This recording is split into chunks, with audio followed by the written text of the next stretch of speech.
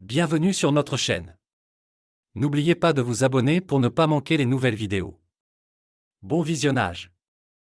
Je n'aurais jamais imaginé que ma vie puisse prendre une tournure aussi chaotique. Mes parents avaient toujours fait preuve de prudence dans leur amour et leur attention, mais ils m'avaient élevé dans l'idée que la loyauté et la persévérance étaient essentielles. Depuis mon plus jeune âge, j'étais déterminé à réussir, même si cela impliquait de longues nuits d'études et de nombreux sacrifices. En grandissant dans une banlieue modeste de Sydney, j'ai gagné chaque parcelle de succès à force de détermination, décrochant un poste très convoité dans l'une des principales banques privées de la ville à l'âge de 29 ans. Avant l'arrivée de Georgia dans ma vie, mes relations personnelles passaient clairement au second plan, loin derrière ma carrière. Les longues heures au bureau et le réseautage constant ne laissaient guère de place à la romance. Lorsque nous nous sommes rencontrés lors d'un gala pour l'une des initiatives de la banque, elle était tout ce que je n'étais pas, extravertie, insouciante et véritable âme de la fête. Malgré mon hésitation initiale, sa chaleur m'a attiré, et nous sommes rapidement devenus inséparables. Notre relation s'est épanouie et, bientôt, la perspective du mariage s'est imposée dans la conversation. L'éducation conservatrice de Georgia signifiait que ses parents se méfiaient de moi au départ, mais ma situation professionnelle stable et ma réputation ont fini par les convaincre. Emménager ensemble était un risque calculé pour nous deux, symbole de notre engagement envers un avenir commun.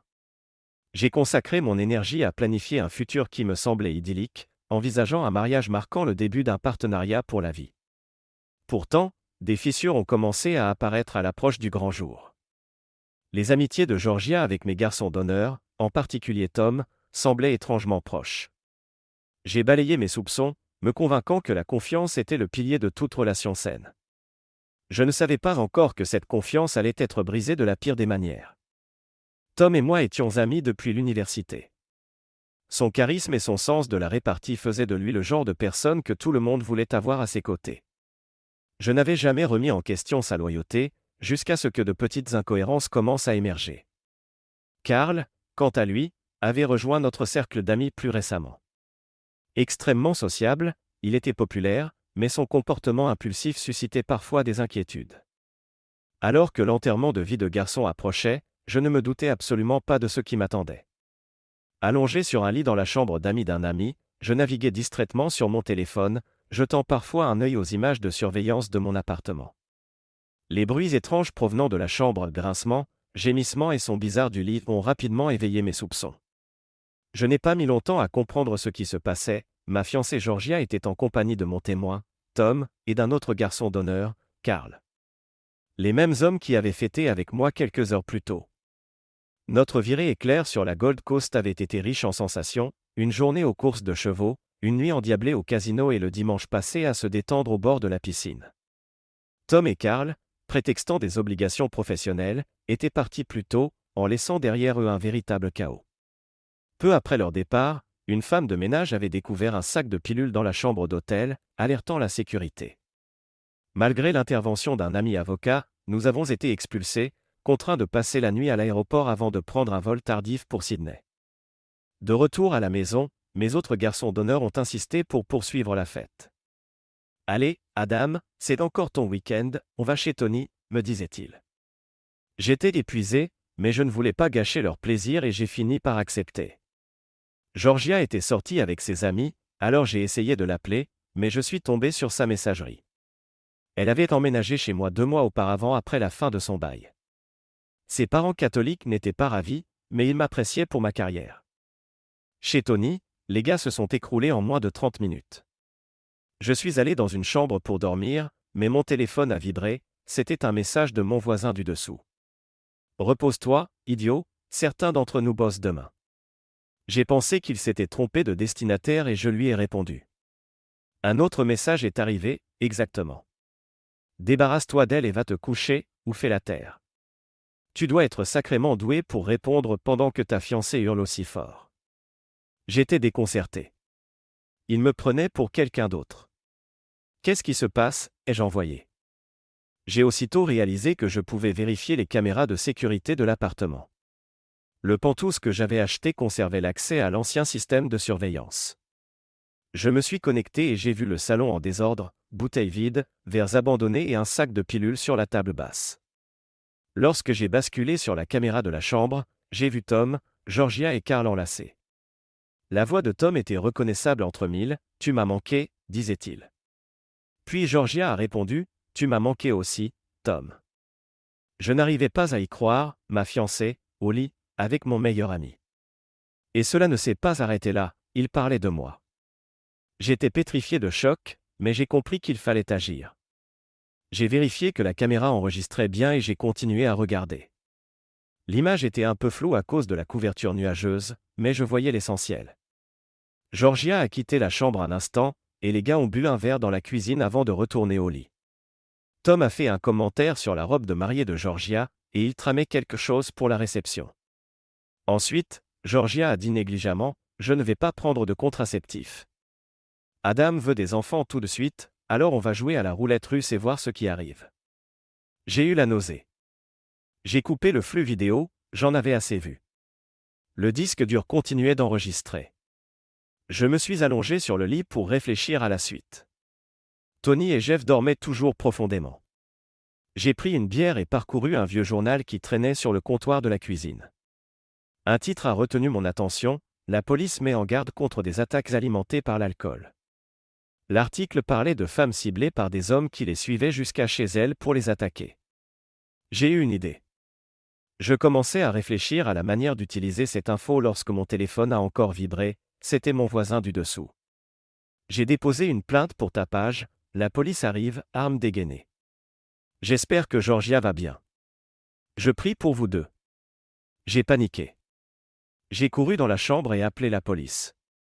Police de la Nouvelle-Galles du Sud, comment puis-je vous aider, a répondu la standardiste. Je crois que ma fiancée est en train de se faire agresser, ai-je crié, affolé. Monsieur, calmez-vous, pouvez-vous donner plus de détails, a-t-elle demandé, impassible. Comment voulez-vous que je me calme? S'il vous plaît, envoyez quelqu'un, ai-je supplié. Elle m'a demandé pourquoi je pensais qu'il y avait une agression, et je lui ai parlé de la plainte de mon voisin. J'ai accentué ma panique et prétendu ignorer les causes de ces bruits.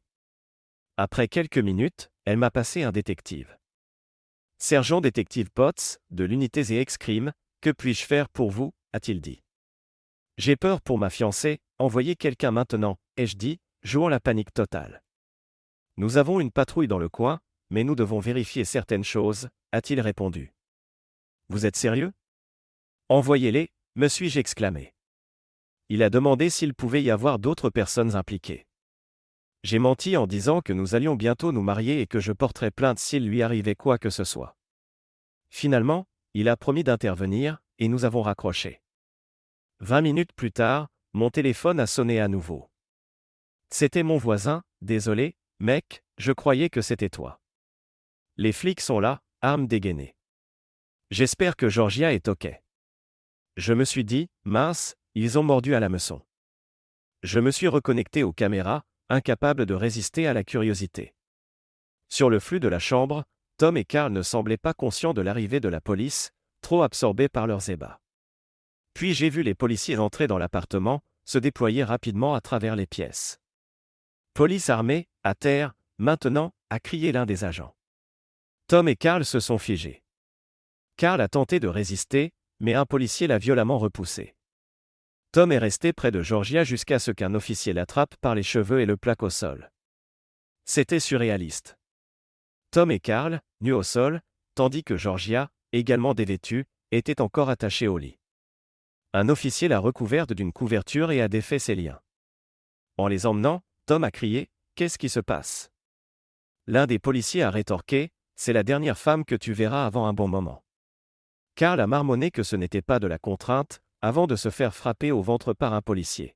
« Aide-nous et ça ira mieux pour toi », a menacé l'agent, mais ils se sont tus. « Emmenez-les au fourgon. » Ils ont droit à un appel, a ordonné l'officier. Après que les hommes furent emmenés, une policière est restée auprès de Georgia, toujours sous le choc, pour la calmer. « Vous êtes en sécurité maintenant. Nous allons appeler votre fiancé, il nous rejoindra à l'hôpital. » À l'hôpital, a murmuré Georgia, toujours sonnée. « Oui, on doit vous examiner. Vous voulez que votre mère vienne. » L'hôpital dispose d'une équipe spécialisée pour les victimes d'agressions sexuelles. Georgia avait l'air complètement perdue. « Contrainte, contrainte. » répétait-elle. Vous êtes en sécurité, les ambulanciers arrivent, l'a rassuré la policière. Je me suis demandé si Georgia allait maintenir sa version ou jouer à la victime. La vérité allait finir par éclater, mais j'étais sur les nerfs. En bas, Tom et Carl, toujours en sous-vêtements, étaient interrogés par un officier. On a trouvé un sac de pilules dans votre appartement, a-t-il dit. Il se pourrait que ce soit des substances illicites, et vous dépassez la quantité autorisée pour un usage personnel. Vous risquez au moins 3 ans, plus des charges d'agression sexuelle. On dit que ce n'était pas de la contrainte, a répliqué Tom, la voix glaciale. On invoque notre droit au silence et on demande un avocat, a ajouté Carl. Aidez-nous et ce sera plus facile pour vous, a répété l'officier, mais ils sont restés silencieux. D'accord, à votre guise. Emmenez-les au fourgon, qu'ils fassent un appel, a conclu l'officier. Une policière est revenue auprès de Georgia. Pendant ce temps, j'ai reçu un appel. J'ai tenté de paraître paniqué. Allô? Ici le sergent Potts, a répondu la voix. Qu'est-ce qu'il s'est passé? Georgia va bien, ai-je demandé, feignant l'angoisse. Calmez-vous, a-t-il dit. On l'a retrouvée, elle est en sécurité et va être emmenée à l'hôpital. Elle va bien, ai-je insisté, le cœur battant. Oui, c'est par précaution. On se retrouve à l'hôpital Saint-V d'ici 10 minutes. Appelez-moi en arrivant, je vous rejoindrai. Avant que je puisse poser d'autres questions, il a raccroché. J'ai appelé un taxi, l'esprit en ébullition. Les choses se passaient mieux que prévu, mais je ne savais toujours pas comment la police allait traiter l'affaire. Allait-il croire Georgia ou Tom et Carl? Je devais rester vigilant. À l'hôpital, un agent m'a guidé vers une salle privée où le sergent Potts parlait au téléphone. Il a raccroché dès que je suis entré. Monsieur Spencer, a-t-il dit en me tendant la main. Où est ma fiancée, ai-je demandé, la voix tendue. Elle est examinée, vous la verrez bientôt, a répondu Potts. Mais j'ai besoin de vous poser quelques questions avant. On doit faire ça maintenant, ai-je protesté, fatigué et nerveux. Oui, la santé de Georgia est notre priorité, a-t-il répliqué calmement. Je veux juste la voir, ai-je murmuré, à bout de nerfs. Vous pourrez, mais d'abord, quelques précisions, a insisté Potts. Il s'est penché en avant, passant une main dans ses cheveux clairsemés. Où étiez-vous ce soir? Pourquoi ça vous intéresse, ai-je répondu, faisant mine de ne pas comprendre. Parce que si vous aviez été chez vous, Georgia ne serait pas ici. J'étais chez un ami pour un enterrement de vie de garçon. On rentrait tard de Brisbane, et un de mes potes voulait continuer à faire la fête, ai-je expliqué. Où ça? À Randwick, dans la banlieue, ai-je précisé. Quand votre voisin vous a-t-il contacté à propos du bruit? Vers 23h45, je crois, ai-je dit en consultant mon téléphone. Potts m'a alors montré des photos sur son mobile. Vous les connaissez? C'est normal, ça, ai-je demandé, mal à l'aise. Juste un pressentiment, a-t-il répondu. Sur les clichés, je reconnaissais Tom et Carl. Pourquoi vous me montrez des photos de Tom et Carl? C'est mon témoin et un ami. Qu'est-ce qu'ils font là-dedans? Ils ont été trouvés chez vous, dévêtus, a répliqué Potts, lapidaire. Pourquoi n'étaient-ils pas à l'enterrement de vie de garçon, ai-je demandé, feignant l'incompréhension. Ils sont partis plus tôt, apparemment pour le travail, a répondu Potts. Je me suis laissé tomber sur une chaise, feignant la consternation. À ce moment, une voix m'a interrompu. Mick, je peux te parler? C'était une agente de police. Monsieur Spencer, vous pouvez sortir un instant, a-t-elle ajouté. Je me suis levé, laissant mon téléphone sur la table et enclenchant discrètement l'enregistrement audio. L'agente et Potts ont discuté dans le couloir quelques minutes avant de repartir. J'ai écouté l'enregistrement ensuite. L'agente, on a fini l'examen, j'ai rédigé une déposition pour Georgia, mais elle ne l'a pas encore signée. Potts, tu penses que c'est fiable? L'agente, je ne suis pas sûr. Il y a eu acte sexuel, ça ne fait pas de doute, mais le consentement n'a pas l'air d'être le problème. Son récit semble récité, comme si elle avait voulu s'offrir un dernier coup avant le mariage. Potts, je suis d'accord. Les deux types ne ressemblent pas à de vrais agresseurs. Mais on a assez de pilules pour les garder en cellule la nuit. L'agente, et le fiancé? Potts, il fait bien la victime choquée, un peu trop. L'agente, on doit parler à Georgia des conséquences d'un faux témoignage, avant qu'elle signe quoi que ce soit. Potts, on y va mollo ou on la brusque? L'agente, mieux vaut la mettre en garde fermement. Elle est peut-être coupable, ou juste paniquée, mais on obtiendra quelque chose d'utile. Potts, ok, allons la voir. Ils se sont éloignés, et j'ai coupé l'enregistrement. Je me suis rasseoir, songeant à la façon dont Georgia allait gérer tout ça. Ma montre a clignoté, me signalant qu'il était temps de passer à l'action. J'ai fouillé dans mes contacts et appelé Eric Herold, journaliste de la rubrique CBD, celle que tout le monde lit secrètement. Je l'avais rencontré lors d'une levée de fonds, et on s'était bien entendu. « Salut Eric, c'est Adam. Qu'est-ce qui se passe à cette heure ?» a-t-il demandé d'un ton las. « C'est une longue histoire. Je voulais juste savoir si ta chronique est prête pour demain. » Presque. C'est calme côté ragot. T'as quelque chose pour moi? Pas grand-chose, mais je peux dénicher un scoop. T'es sûr? Si tu ne parles pas maintenant, demain il sera trop tard, a-t-il insisté, déjà appâté. Tu veux du sensationnel? J'ai 2 gars de la haute finance, avec des pilules et des charges d'agression. Eric a brusquement redressé le ton, du lourd. Tu peux les nommer? Allez, dis oui, je veux du croustillant. Ça risque de me valoir un procès pour diffamation. Allons, c'est la rubrique Guess Who, donne dessus. On balance des rumeurs sans vérification. T'es sérieux? Dis-moi tout. D'accord. C'est Tom et Carl, mon témoin et mon garçon d'honneur. C'est eux qui ont. Et ouais. Ta fiancée? Ou ex-fiancée, plutôt. Eric est resté silencieux un instant. Et toi, tu étais au courant? A-t-il demandé. Je viens de l'apprendre. Ah. J'avoue, ça ne me surprend pas tant que ça, a-t-il dit prudemment. Qu'est-ce que tu veux dire? Il y a des bruits qui courent sur Georgia et son patron. Ça circule depuis un moment. J'ai senti mon estomac se nouer. Donc elle couchait avec lui. C'est possible. On dit qu'elle le faisait pour attirer des clients. C'était un choc. Comment avais-je pu être aussi aveugle? C'est ça, l'amour, Adam, a soufflé Eric, compatissant. Tu crois que je devrais tout détruire? Ai-je demandé, hésitant. C'est pour ça que tu m'appelles, non? Il est temps de se venger. Nous avons raccroché. Quelques minutes plus tard, une policière s'est approchée, l'air calme et sûr d'elle. Je suis l'agent Haven, je travaille auprès des victimes d'agressions sexuelles. On peut parler? Georgia va arriver, je veux vous aider tous les deux à traverser ça. J'ai fait un sourire poli, sans grande conviction. Elle a essayé de s'agenouiller pour me parler, mais j'étais trop distrait pour m'y intéresser. Finalement, Georgia et le sergent Potts sont entrés. Je me suis levé pour accueillir Georgia en fiancé inquiet. Elle a éclaté en sanglots et je l'ai prise dans mes bras. Ça va aller, tu es en sécurité maintenant, ai-je murmuré, alors que je mijotais déjà mes projets. Les 2 officiers m'ont tendu leur carte de visite.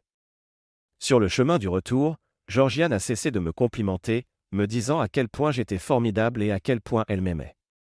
De retour à l'appartement, je me suis mis à tout ranger. Georgia, visiblement en manque d'affection, m'a pressé de la rejoindre dans le lit, mais vu ce que j'avais vu, pas question de la toucher. J'allais me faire tester plus tard, par précaution. Allez, bébé, tiens-moi contre toi, suppliait-elle en tirant sur ma manche. Je dois d'abord nettoyer, ai-je répliqué.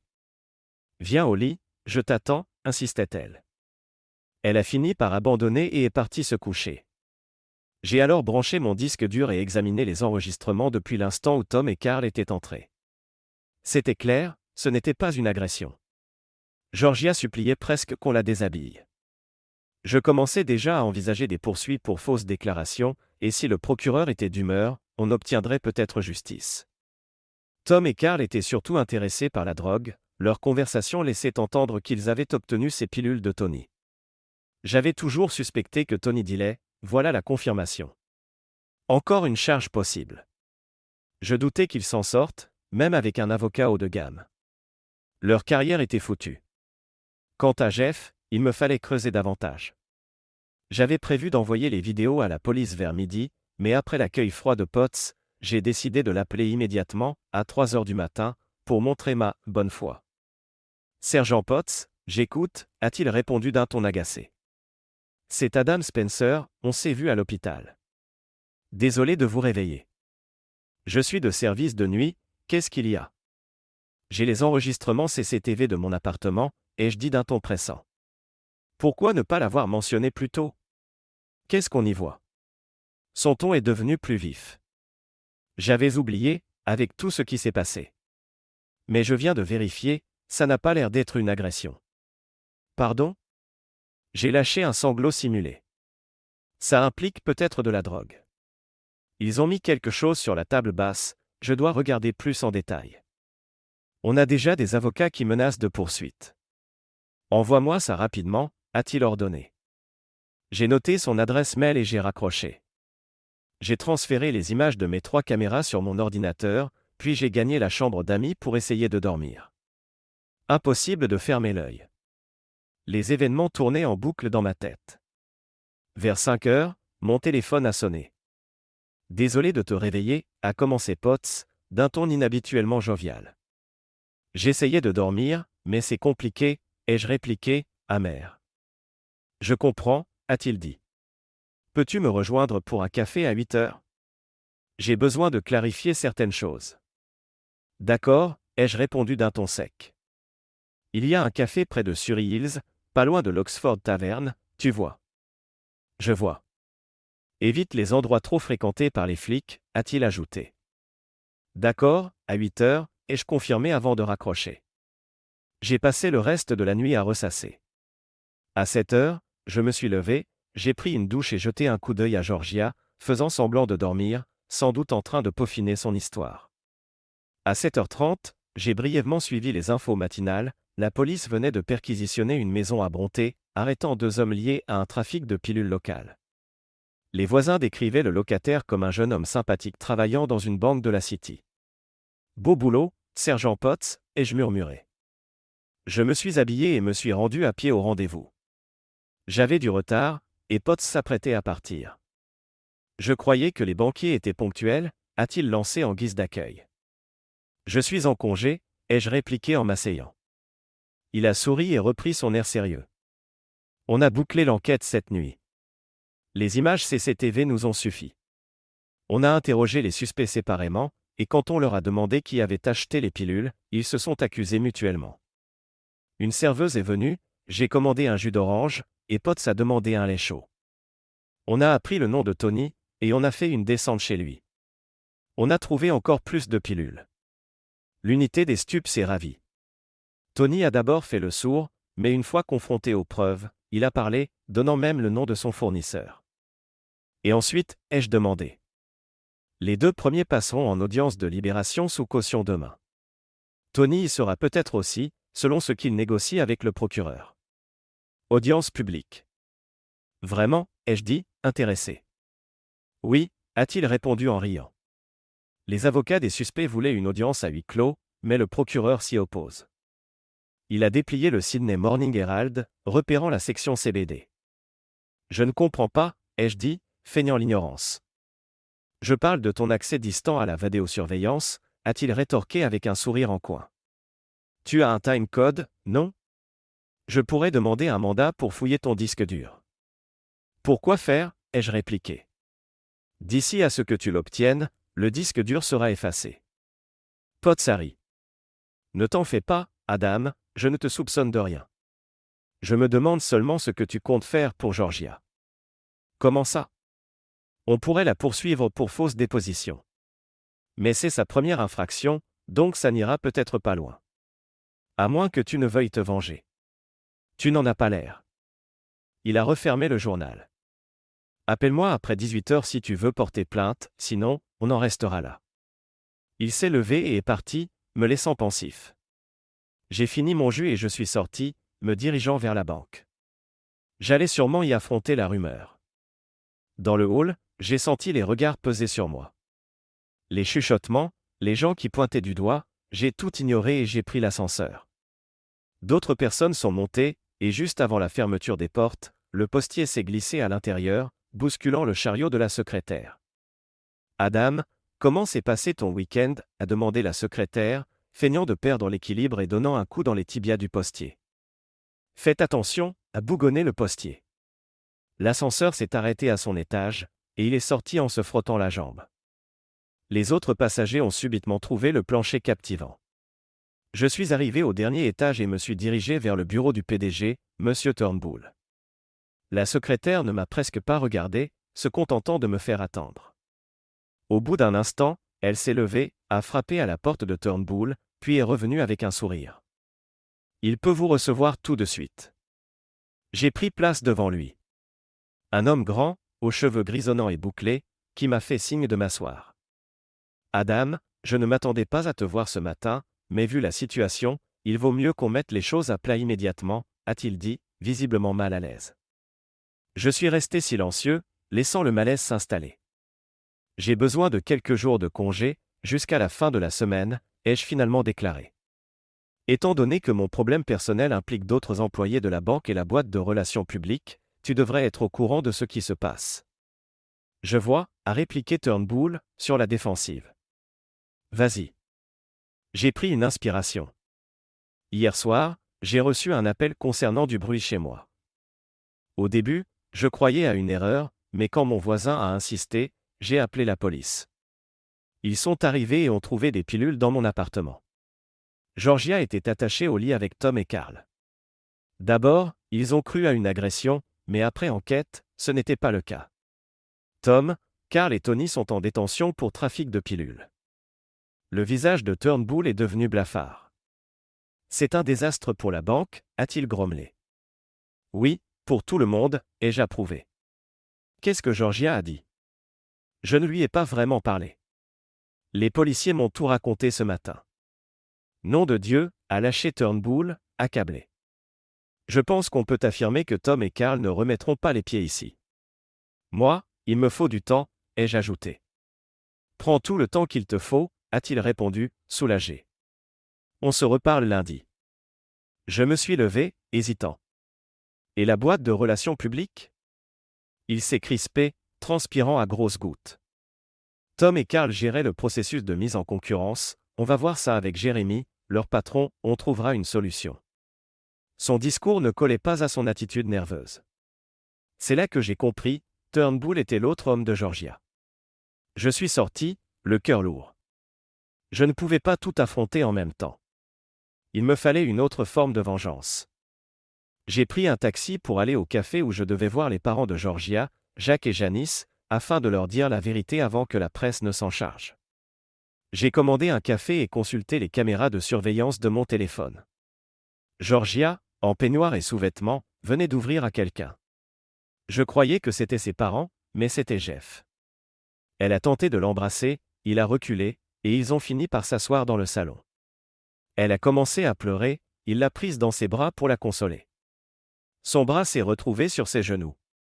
J'ai eu un pincement au cœur. Visiblement, elle ne savait plus quoi faire. Soudain, j'ai entendu frapper à la vitre du café. C'était Jacques, venu seul. Il s'est assis en face de moi. Janice ne vient pas? Non. Après avoir lu le journal, je me suis dit qu'il valait mieux que je vienne seul. Elle a des problèmes de tension artérielle, je ne veux pas empirer la situation, a-t-il expliqué. Il était visiblement secoué. Toutes ces idioties dans le journal, c'est mensonger. Tu devrais porter plainte pour diffamation, a-t-il lancé en chuchotant. Ça ne servirait à rien, Jacques. Les procédures sont longues, et puis, malheureusement, c'est vrai. Il est resté bouche bée. J'ai continué. Hier soir, la police a trouvé Georgia avec Tom et Carl dans mon lit. Jacques a failli se lever en criant.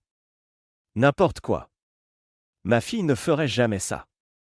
Désolé, Jacques, mais j'ai des preuves. Il m'a regardé d'un air furieux. On peut truquer des photos, a-t-il protesté.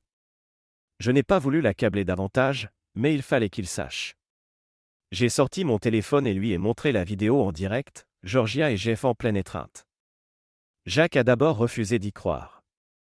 Ça peut être monté de toutes pièces. C'est diffusé en direct depuis chez moi, ai-je insisté, implacable. Jacques a pâli. Ma pauvre fille. Janice ne s'en remettra jamais, a-t-il murmuré. Puis, lentement, il s'est rassis, anéanti. Le mariage est annulé, c'est sûr. Je suis désolé, ai-je répondu. Nous avons marché en silence pendant une demi-heure. Devant une station de taxi, Jacques m'a demandé. Quand vas-tu lui annoncer?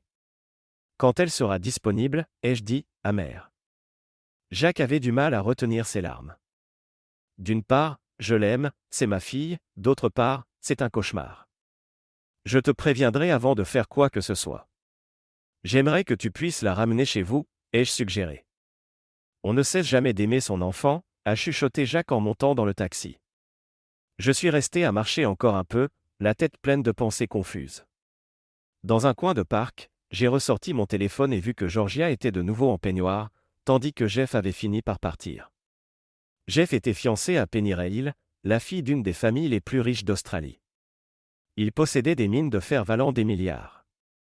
Jeff risquait de tout perdre. C'était l'effet domino de ma vengeance. En rentrant chez moi, Georgia n'était plus là. Ça me laissait un répit avant la confrontation. J'ai préparé une vidéo à envoyer à Penny. Plus tard, j'ai appris que Jeff avait été dépêché par les avocats de Tom et Carl pour convaincre Georgia de ne pas envenimer leur dossier. En apprenant que l'accusation de contrainte était abandonnée, elle s'est effondrée. Il l'a consolée, comprenant qu'elle mesurait enfin l'ampleur du désastre. Le soir, j'étais en train de cuisiner quand la porte s'est ouverte. J'ai entendu des talons claquer sur le sol. C'était Georgia, accompagnée de sa demoiselle d'honneur, Shelley. Elles m'ont trouvé dans la cuisine et se sont approchées. « Adam, chérie, comment vas-tu » On était inquiète, m'a dit Georgia, la voix tremblante, en voulant me prendre dans ses bras. Je ne l'ai pas enlacée, me contentant d'un regard froid. Je vais bien. J'étais avec la police, mon patron et ton père, ai-je répondu. Georgia s'est figée. Shelley est intervenue. Écoute, Adam, on t'a drogué à la soirée d'enterrement. Tom et Carl ont profité de la situation, et... Georgia a tenté de m'approcher à nouveau, mais j'ai reculé. Vraiment, ai-je lancé, sarcastique. Et Jeff ce matin, c'était pour me consoler. Shelley a accusé le coup. Georgia m'a jeté un regard paniqué. Shelley a explosé. Débrouille-toi toute seule, a-t-elle craché, avant de quitter l'appartement, furieuse. Je savais que tu étais une fêtarde, mais pas à ce point, a-t-elle ajouté en claquant la porte. Georgia s'est effondrée en larmes, bredouillant des excuses, prétendant que ça ne serait jamais arrivé si j'étais resté avec elle. C'est toujours la faute des autres, hein, ai-je répliqué, la voix glaciale. Ferme-la. J'ai haussé le ton. Tu crois que j'en ai quelque chose à faire de tes excuses et tes mensonges? J'étais saoul, j'étais bouleversé.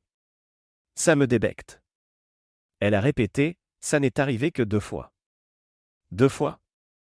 Vraiment, ai-je ironisé, imitant la voix de Tom, nom de Dieu, tu m'as manqué, puis celle de Georgia, tu m'as manqué aussi, Tom. Elle a blêmi. Mais, comment tu? Ta langue a beaucoup travaillé cette nuit, on dirait, ai-je répondu froidement. Tu te souviens, quand tu as emménagé, je t'ai parlé du système de caméra. Oui, mais tu avais dit que tu ne t'en servais pas. Je ne m'en sers pas, mais elle tourne 24h/24. Au début, je pensais aider la police pour prouver la contrainte. Au final, elle prouve seulement que tu es une menteuse. Georgia a fondu en larmes, s'écroulant contre le mur, complètement brisée. Je l'ai relevée et menée à la table de la cuisine. Elle a essayé de se blottir contre moi, j'ai reculé et pris 2 bières au frigo. J'en ai ouvert une, puis j'ai fait glisser l'autre vers elle. Je veux juste que tu comprennes, nous deux, c'est fini, ai-je lâché, impitoyable. Très bien.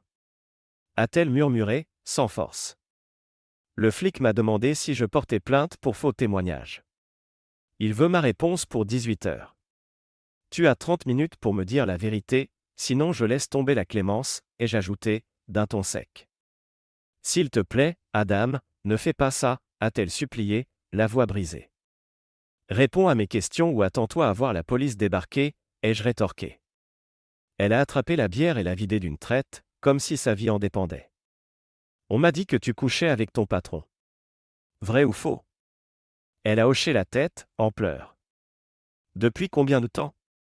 9 mois, a-t-elle avoué en sanglotant. Tu travailles là-bas depuis seulement 10 mois. Oui, j'ai été transféré dans une nouvelle équipe pour aider au développement corporate. Un mois après, Jérémy m'a convoqué dans son bureau. Il était furieux qu'on ait perdu 3 gros clients. Je lui ai dit que je faisais de mon mieux. Il s'est approché de mon bureau et a dit « On t'a embauché pour tes atouts, montre-les ». Puis il a commencé à déboutonner mon chemisier. Ça s'appelle du harcèlement sexuel. Pourquoi n'as-tu pas porté plainte? Tu sais comment ça marche, Adam.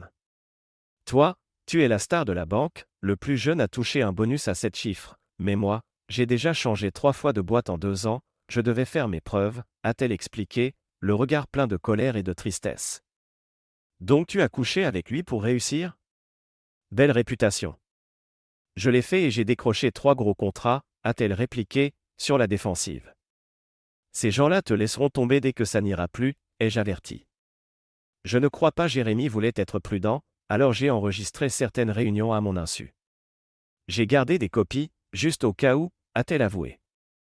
Où sont ces copies, ai-je demandé, intéressé. Sur mon ordi de bureau, a-t-elle répondu en évitant mon regard. Tu ne les récupéreras jamais. Je parie que la boîte t'a déjà coupé l'accès. Elle a haussé les épaules, puis s'est connectée à son laptop dans le bureau. Effectivement, après quelques tentatives, elle a soupiré. Ils m'ont bloqué. Bien sûr. Attends, il y a un accès caché au réseau de Jérémy. J'y ai mis les vidéos. Vas-y, copie tout. Elle a cliqué frénétiquement pendant une vingtaine de minutes, puis est ressortie avec un disque dur externe. J'ai tout pris, même les emails, a-t-elle dit. Je veux aussi les emails, j'en ai besoin pour plus tard, ai-je insisté. Elle m'a regardé sans comprendre. Je croyais qu'on pouvait repartir à zéro. C'est fini, Georgia, ai-je répondu, la gorge serrée. Elle est partie s'enfermer dans la chambre. J'ai branché le disque dur et découvert plus que prévu.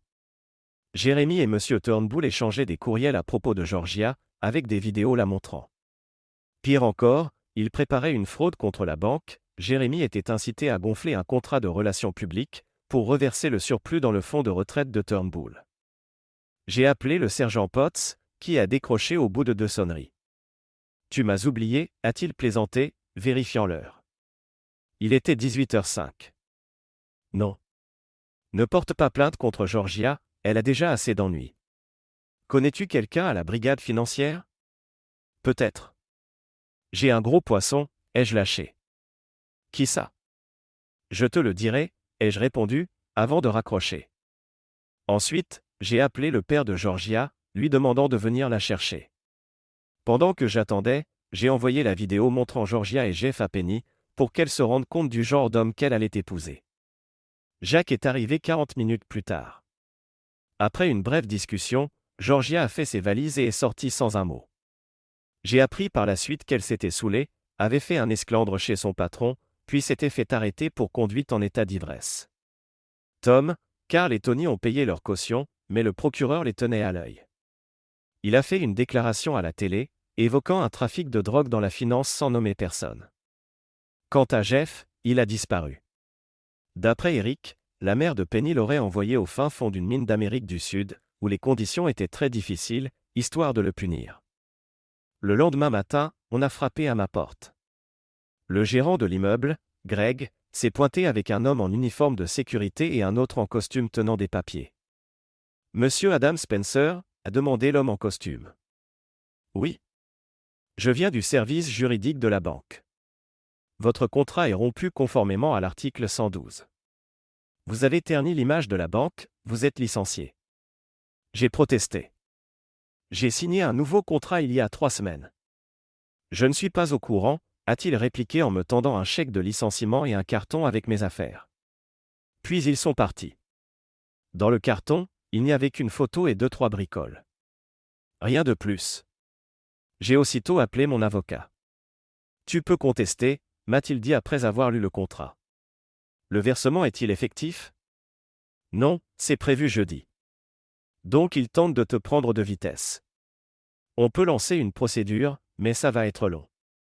Je veux au moins récupérer mes clubs de golf. Ils valent $20 000.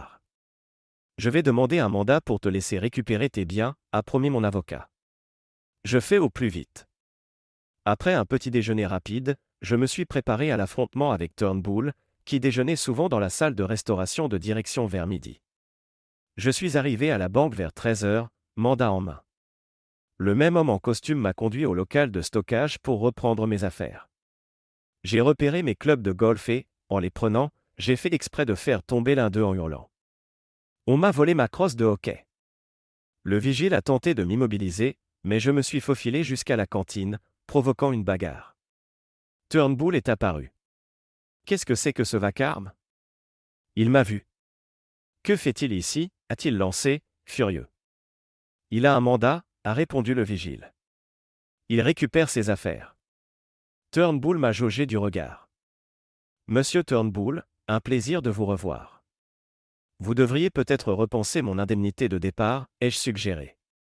Hors de question. Sortez-le d'ici. J'ai alors sorti une clé USB de ma poche et lui ai jeté. Regardez plutôt ça. Mais pas quand madame est dans les parages. Son visage s'est assombri, et il a mis la clé dans sa poche. Vous avez 24 heures, ai-je lancé tandis qu'il s'éloignait. Le reste de la journée fut calme, jusqu'à ce que je reçoive un SMS à 23h30. Rendez-vous au café de Centennial Park à 6h45. Le lendemain, j'y étais à 6h30. Turnbull aussi. Nous avons marché autour du parc, l'un d'un côté, l'autre de l'autre. Au moment de se croiser. Quel fichier veux-tu ? A-t-il demandé, agacé. Celui qui me revient de droit, issu de mon nouveau contrat, ai-je répondu du tac au tac. Il n'est pas valable avant jeudi, a-t-il maugréé. C'est ce qu'on verra. On peut éviter un procès. Je te pensais pas capable de chantage, a-t-il grommelé. Je te pensais pas capable de coucher avec ton personnel, ai-je répliqué. Nos regards se sont affrontés. Finalement, il a cédé. Ok, tu auras ton chèque. Mais je veux tous les doubles et copies de mes emails. Tu les auras quand j'aurai un document officiel confirmant mes droits. Tu l'auras aujourd'hui, a-t-il grogné, faisant demi-tour. Une dernière chose, ai-je ajouté. Je veux que l'avocat d'hier me remette les papiers. Ça sera plus drôle. Autre chose encore, a-t-il ironisé. Non, c'est tout, ai-je dit en souriant. Il est parti, puis est revenu sur ses pas, furieux. Tu ne retravailleras plus jamais dans cette ville, a-t-il lâché, la voix glaciale. Fais en sorte que ça soit le pays entier, tant qu'on y est, ai-je rétorqué. Jamais, tu m'entends, a-t-il craché. Ravi de faire affaire avec toi, ai-je conclu en riant tandis qu'il s'éloignait. J'avais encore les emails prouvant les magouilles de Turnbull et Jérémy. Une fois l'argent versé, je comptais les envoyer à la brigade financière. Les jours suivants ont été calmes, jusqu'à ce que l'avocat débarque le jeudi avec un gros dossier. J'ai signé, puis je lui ai remis une enveloppe contenant la clé USB et le disque dur. Il est parti, l'air amer. Jacques et Doris, les parents de Georgia, sont venus chercher les dernières affaires de leur fille. Elle avait touché le fond, ivresse, accident, licenciement. Tom, Carl et Tony attendaient leur procès pour trafic de pilules. Le procureur a évoqué devant les médias un trafic, corporate, sans nom. Les trois hommes essayaient de se faire discrets, le visage caché. Jeff, lui, était introuvable. Eric a laissé entendre qu'il s'était exilé dans une mine hostile, envoyée par la famille de Penny. À 16h55, j'ai vérifié mon compte, il était crédité de 720 000 $ supplémentaires. À 16h59, j'ai appelé le sergent Potts. Le lendemain, 2 enquêteurs de la brigade financière et un agent du gendarme boursier se sont présentés chez moi. Je leur ai remis les emails. Ils ont convenu qu'il s'agissait d'une fraude, mais redoutaient la solidité juridique de mes preuves. Vous les avez obtenus légalement ? M'a demandé l'un d'eux, méfiant. Non, ai-je admis. Ils ont échangé un regard frustré. On sait qu'ils sont coupables, mais ils ont des armées d'avocats. L'agent boursier a hoché la tête, plus confiant, ne vous en faites pas. On s'en servira comme piste et on reconstituera la trace financière. Après leur départ, je suis resté un moment à réfléchir. Turnbull répandait des rumeurs sur moi, et les banques que je contactais ne donnaient plus suite. Un jour, alors que je flânais près de chez moi, une voiture noire s'est arrêtée. À l'intérieur, Penny, la fiancée trahie de Jeff. Tu as l'air perdu, m'a-t-elle dit, d'un ton sérieux avant de sourire. L'avion de la famille est prêt. Tu prends des vacances. Je devrais me morfondre où je pars, ai-je demandé, hésitant. Monte, on va à la villa, plage privée, piscine, terrain de golf, chef personnel. D'accord, donne-moi 5 minutes pour faire un sac. T'embête pas, a-t-elle répliqué avec un clin d'œil. Allez, on file. 25 minutes plus tard, on décollait sur le jet privé de la famille Rail, direction le paradis. 3 semaines sont devenues 5 mois. J'ai passé la meilleure période de ma vie, oui, j'ai couché avec Penny, avec une hôtesse de l'air, une employée de maison et même quelques filles du coin. Penny était déchaînée, et ça me convenait. Mais je suis revenu en Australie pour assister au procès pour fraude de Turnbull. Le premier jour, il est arrivé confiant, entouré d'avocats, puis son sourire a disparu quand le procureur a détaillé précisément la chaîne de preuves reliant Turnbull à Jérémy et à la boîte de relations publiques. En fin de journée, on voyait déjà Turnbull suer et s'énerver contre son avocat. Le deuxième jour, la banque a cessé de le soutenir et l'a abandonné. Jérémy s'était rendu la veille, plaidant coupable pour réduire sa peine, acceptant de témoigner contre Turnbull. Ce dernier a alors plaidé coupable, écopant de 2 ans et demi de prison. Il n'en est pas sorti ruiné, les criminels en col blanc savent protéger leurs avoirs. Avant l'inculpation, il avait tout transféré à sa femme, qui a aussitôt demandé le divorce. Il s'est retrouvé à loger dans le garage de son fils, fauché, mais je pense qu'il finira par se relever après sa libération. Jérémy a pris 3 ans pour fraude, en plus de charges pour vidéosurveillance non autorisée et chantage. Georgia, elle, a reçu une peine avec sursis pour sa participation à l'enregistrement illégal. Son nom a fait la une des journaux, associé au mien. Ma carrière en finance était ruinée, plus personne ne voulait de moi, même si mon implication était mineure. J'ai donc tracé ma propre route, j'ai lancé un projet écologique. Je ne suis pas riche, mais je m'en sors et je fais quelque chose de bien, je l'espère. Penny et moi sommes restés proches, même si elle continue à papillonner. Je profite de sa compagnie quand l'envie lui prend, mais je ne me leurre pas. Quant à la confiance, elle reste difficile à accorder. Récemment, j'ai monté un projet de restauration de zones humides, à 700 km à l'ouest de Sydney, dans l'Outback. 2 compagnies minières et une banque financent l'initiative pour redorer leur image. Je vais m'installer dans une vieille demeure près de la rivière Darling, autrefois un important domaine d'élevage de moutons. J'espère que l'espace, l'air pur et le calme m'aideront à trouver la paix, et un peu de chance. Merci de regarder et n'oubliez pas de vous abonner pour ne pas manquer les nouvelles histoires.